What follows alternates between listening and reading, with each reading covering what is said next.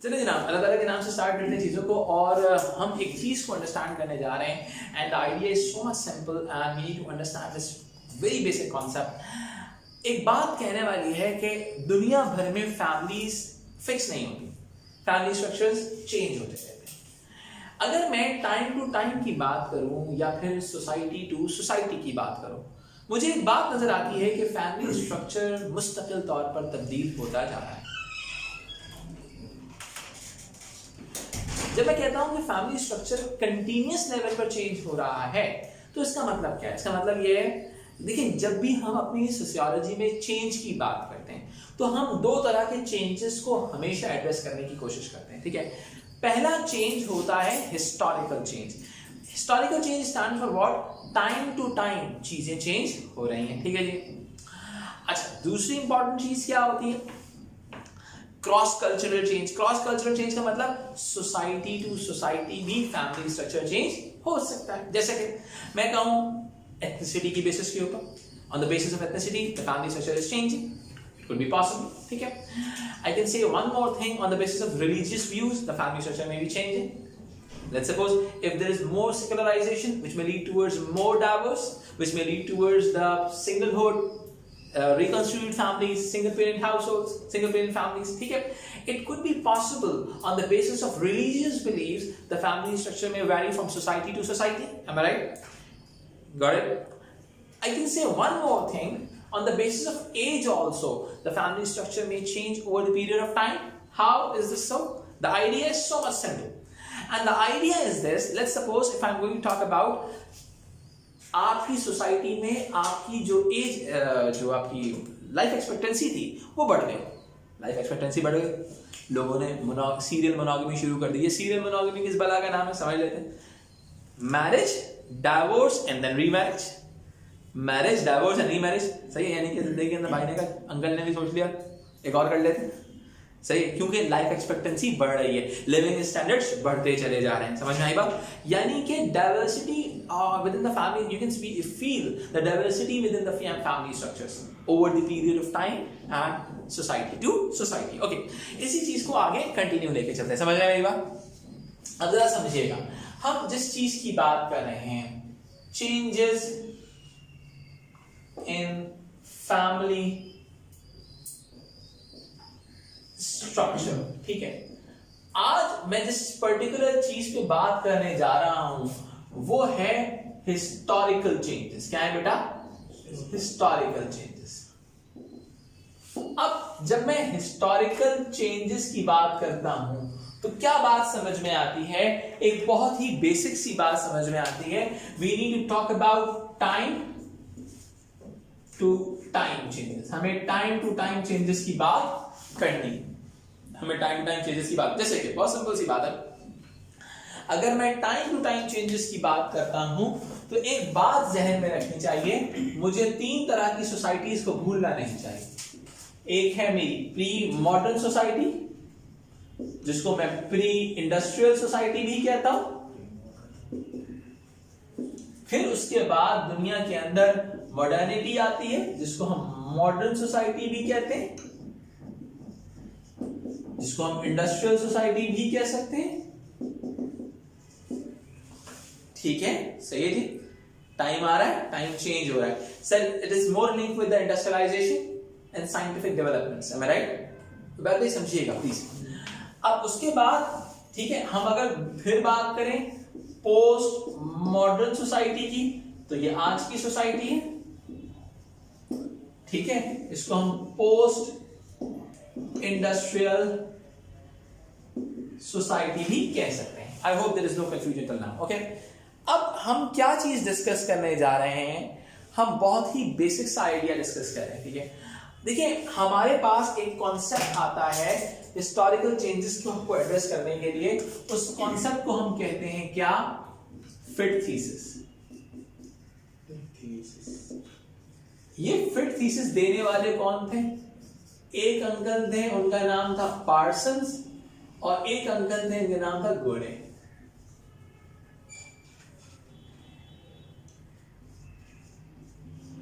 Parsons and गोडे ने actually fit thesis दिया था। Am I right? Fifth thesis is only dealing with pre-modern society and the modern society. Pre-modern society and the pre-modern society. ठीक है, इन लोगों के मुताबिक दुनिया के अंदर, अगर मैं इस चीज को थोड़ा सा यहां से ये दिखा सकूं, ये अब क्या है, प्री मॉडर्न सोसाइटी, इनके नजदीक, पासेस एंड गोडे के नजदीक, प्री मॉडर्न सोसाइटी के अंदर extended family were the dominant family structure. ठीक है, extended family were the dominant family structure. While if we talk about the modern societies, उनके नजदीक nuclear family were the dominant family structure. एक extended family था और दूसरा क्या था, न्यूक्लियर फैमिली. ठीक है, अब क्या है, यानी कि उनके नजदीक बिफोर द इंडस्ट्रियलाइजेशन दुनिया के अंदर जो डोमिनेंट फैमिली स्ट्रक्चर था वो एक्सटेंडेड फैमिली था, and after the during industrialization, due to industrialization we can say this thing कि भाई दुनिया के अंदर जो डोमिनेंट फैमिली स्ट्रक्चर कंस्ट्रक्ट हुआ वो क्या नाम था उसका, न्यूक्लियर फैमिली. ठीक है, अच्छा, अब यहां तक अगर हम एड्रेस करना चाहते हैं किसको, फिफ्थ थीसिस को बॉस, तो याद रखिएगा fifth thesis is only link with the pre modernity and modernity. अब बहुत सारे लोग आएंगे जो कहेंगे इनकी बात गलत है, पॉसिबल भी हो सकता है. अब ऐसा क्यों है, सही है, ऐसा इसलिए है प्री मॉडर्न सोसाइटी के हवाले से जो इनका आर्गुमेंट है एक्सटेंडेड फैमिली का, इस आर्गुमेंट को क्रिएट समझते हैं. इनके नजदीक एक्सटेंडेड फैमिली होने की वजह यह थी कि वो दुनिया, उस दुनिया में जो फैमिली थी वो इकोनॉमिकली प्रोडक्टिव थी,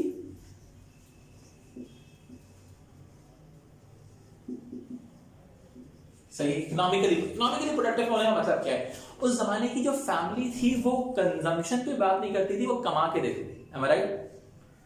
सही है, सही है. अब क्या होता था, उस जमाने की जो फैमिली थी वो एक्चुअली किनशिप बेस्ड थी, रिश्ता पाया जाता था उनका आपस में, सही है, am I right?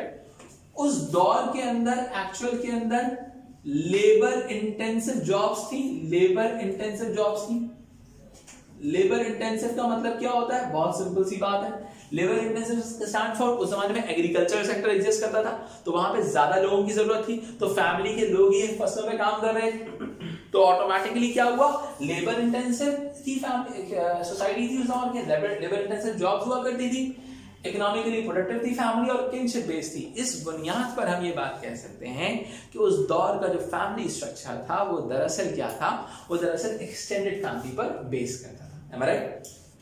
अच्छा जी, चलिए अब इस बात को थोड़ा सा कंटिन्यू करते चले. मैं इसको यहाँ से हटा दूंगा, मैं यहाँ पे थोड़ा देखने की जगह बन जाता है. अच्छा जी, फिर कहा यह जाता है कि due to modernity family structure change हो रहा है, फैमिली स्ट्रक्चर चेंज हो रहा है. अब वो फैमिली स्ट्रक्चर कौन सा चेंज हो रहा है, दुनिया में फैमिली स्ट्रक्चर चेंज हो रहा है, कह रहे हैं इनके नजदीक न्यूक्लियर फैमिली इमर्ज हो रही है. There is an emergence of nuclear family in modern societies. Am I right?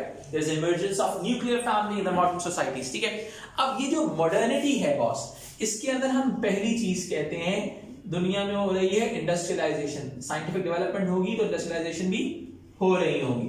Industrialisation से उसकी छोटी बहन आती है, इसका नाम है अर्बनाइजेशन. अर्बनाइजेशन का मतलब होता है expansion of urban area. Urban area expand हो रहे हैं, समझ आई बात? ठीक है, इंडस्ट्रियलाइजेशन हुई, अर्बनाइजेशन हुई. ठीक है, अब क्या उनके नजदीक ड्यू टू दिस, देखो पहले क्या था, लेबर इंटेंसिव जॉब होने की वजह ये थी कि उस दौर में एग्रीकल्चर सेक्टर था, एग्रीकल्चरल जॉब्स क्या करते थे, एग्रीकल्चर इंडस्ट्री थी. ठीक है, चलिए जी इसको थोड़ी सी अलग कर देते हैं. ठीक है, एग्रीकल्चर इंडस्ट्री हुआ करती थी, लेकिन इस दौर के अंदर क्या था, इंडस्ट्रियलाइजेशन है. तो यानी कि अब देखें अब क्यों ऐसा हो रहा है. पहली चीज, इस दौर के अंदर एक चीज सबसे ज्यादा जो बड़ी जिसको कहते हैं हम ज्योग्राफिकल मोबिलिटी. क्या बड़ी बेटा, geographical mobility. People are moving from place to place. Specifically अगर मैं बोलूं रूरल टू अर्बन माइग्रेशन, हर बंदे की कोशिश थी कि वो इंडस्ट्रीज में काम करने के लिए अर्बन एरियाज में आ जाए, ठीक है। तो जब रूरल टू अर्बन माइग्रेशन होगी तो लोग अपनी बड़ी फैमिलीज के साथ मूव करेंगे या छोटी फैमिलीज के साथ मूव करेंगे? लोग छोटी फैमिली। तो अब क्या है, न्यूक्लियर फैमिली के साथ मूव किया। न्यूक्लियर फैमिली का मतलब है small family unit comprise of parents and children, ठीक है। आसान सा अल्फाज है एमबीबीएस, मियां बीवी बच्चों समेत, ठीक है, भूलोगे नहीं कभी जिंदगी में, ठीक है। एक्सटेंडेड फैमिली में क्या होता है, extended family stands for the, if it's horizontal extended family it must be comprised of uncles and aunties and everything. If it's comprised of vertical extended family, it may be comprised of the grandparents, parents and children, ठीक है। तो vertical होगी या horizontal होगी, समझ रहे हो मेरी बात, ठीक है। तो अब क्या हुआ, न्यूक्लियर फैमिली के इमर्ज होने की एक बड़ी वजह आपकी सोसाइटी में ज्योग्राफिकल मोबिलिटी का होना था। People are moving from place to place, ठीक है। दूसरी चीज, एक चीज क्रिएट हो, इसको कहते हैं नेपोटिज्म, ठीक है। नेपोटिज्म का मतलब क्या होता है, rather than supporting your friends and extended family members, you are more inclined towards the support of your immediate family members. आप अपने immediate family members को support करने में ज्यादा interested हैं as compared to आप extended family members को support करें। समझ में आई बात, ठीक है। इस वजह से आप कह सकते हैं, एक तरह से हम ये कह सकते हैं कि न्यूक्लियर फैमिली की इमर्जेंस हो रही है, न्यूक्लियर फैमिली की इमर्जेंस हो रही है, ठीक है। Any problem tell? अगर मैं इसके अंदर एक बार ऐड ऑन करता हूं, अगर मैं यहां पे कहूं however, ठीक है, however यानी कि मैं इवैल्यूएशन ऐड ऑन कर रहा हूं, इसमें हमारे पास एंडरसन का आर्गुमेंट आ जाता है।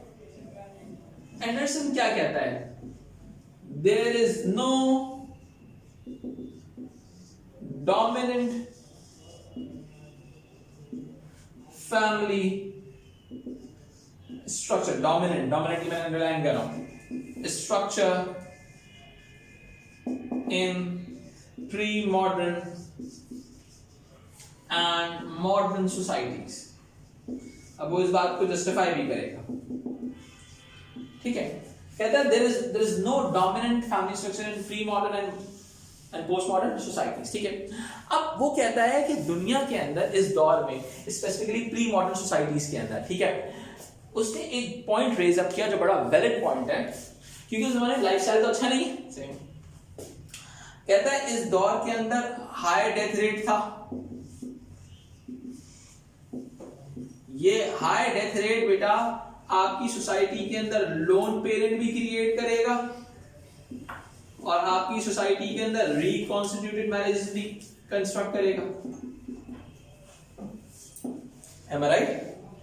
लोन पेरेंट भी कंस्ट्रक्ट करेगा और रिकॉन्स्टिट्यूट भी। तो सोसाइटी के अंदर क्या हुआ, सोसाइटी के अंदर एक तरह से तो दूसरी फैमिली स्ट्रक्चर नजर आ रहे हैं, जबकि पार्सन एंड गॉर्डन ने तो आर्गुमेंट दिया था कि डोमिनेंट फैमिली स्ट्रक्चर्स जो हैं प्री मॉडर्न सोसाइटीज में वो एक्सटेंडेड हैं और मॉडर्न सोसाइटीज में वो न्यूक्लियर है। Am I right? अब देखें, अब बात जरा चेंज करते हैं, मॉडर्न सोसाइटीज की बात करते हैं, स्पेसिफिकली हम बात कर लेते हैं लोअर क्लास की, ठीक है। अब लोअर क्लास मॉडर्न सोसाइटीज में डेवलप हो गए, ठीक है। अब समझना यहाँ पे अब क्या है, इस दौर के अंदर मॉडर्न सोसाइटीज के अंदर there was no government support, तो जाहिर सी बात है you are dependent on your extended pairs. Am I right? You are dependent extended family में, गवर्नमेंट सपोर्ट तो है नहीं इस दौर में, सही है। इस वजह से सिक हो गया कोई बंदा, सही है। अब इसके अंदर अब लोअर क्लास क्या करती थी, according to Anderson, lower class used to follow the, in modern societies follow the extended family. Lower class used to follow the extended family because there was no government support, सही है। Elderly support के लिए, ठीक है, आपके orphan support के लिए, कोई बच्चे बंदा मर जाए, ठीक है, both partners are working, if the both partners are working, child care support, you need child care support from extended family, तो ऑटोमेटिकली क्या है, एंडरसन का आर्गुमेंट किसी ना किसी हद तक वैलिड नजर आता है, क्योंकि एंडरसन यहां पर हमें क्या कह रहा है कि इन फैक्टर्स की वजह से क्या हो रहा है कि प्री मॉडर्न सोसाइटी में डेथ रेट बहुत हाई था, इसलिए लोन पेरेंट और रिकंस्ट्रक्टेड फैमिली भी एग्जिस्ट कर सकती है। और यानी कि ये पार्सन्स एंड गोडे का आर्गुमेंट सही नहीं है। वैल्यूएशन समझ में आ रही है बात? ठीक है, ठीक है। I hope things are clear till now. ठीक है, so what we have discussed till now, थोड़ा सा एक हल्का सा रिकैप लेते हैं 1 मिनट के अंदर। देखिए, the game is this, we discussed the idea of the fit thesis argued by the Parsons and Godet, and Parsons and Godet argued that in the pre-modern society the extended family were the dominant family, okay, due to the labor-intensive job related to the agricultural sector, and there was no thinking in the like geographical mobility, okay, and the family were dependent on kinship-based family structure. They were the kinship-based family structures. So in the pre-modern times, you can say this thing: the extended family were the dominant family. While if we talk about the industrial systems, after the industrialization, urbanization, the family structure has changed to the nuclear family. The family structure has changed to the nuclear family. Okay, so once we talk about the emergence of nuclear family in the modern societies, it is also because of the increase in the geographical mobility. There's an increase in the geographical mobility, and there is an increase. If you talk about the geographical mobility, it means you can talk about the rural to urban migration. Nepotism has increased, so we can say this thing. And it's more about the industrialization. Due to industrialization, you need different family structures. Okay. Just keep one thing in your mind. It's all about the Howard's argument. Howard argues that the family is going to train you for the micro to the macro world. The family is going to train you for the micro to the macro world. It means the family is going to train you for the economic world. So once there is a change in the economic system, there must be a change in the family structure. Am I right? You can see the change in the pre-modern society, the change in the economic system of the pre-modern society. If we talk about the change in the economic system of the modern society, so there's a change in the system. In the pre-modern society, there was an agricultural system, or the primary sector was a dominant economic system. In modern societies, the industrial system or the industrialization is a core economic system. So we can say this thing: due to industrialization, there's the emergence of nuclear family. However, Ederson argues that in the pre-modernity or in modernity, there was no dominant family structure, because in pre-modern times there was higher birth rate, which may lead towards reconstituted families and lone parent families. And during the modern times, we can say this thing. Particularly, if we talk about the lower class, there was no government support. You need elderly support. You need orphan support. If the both partners are working, you need child care support. So for these all kinds of support, you need extended family rather than the nuclear family. Okay, I hope the things are clear now. Okay, you can. I'm just going to. You can take screenshot, online screens.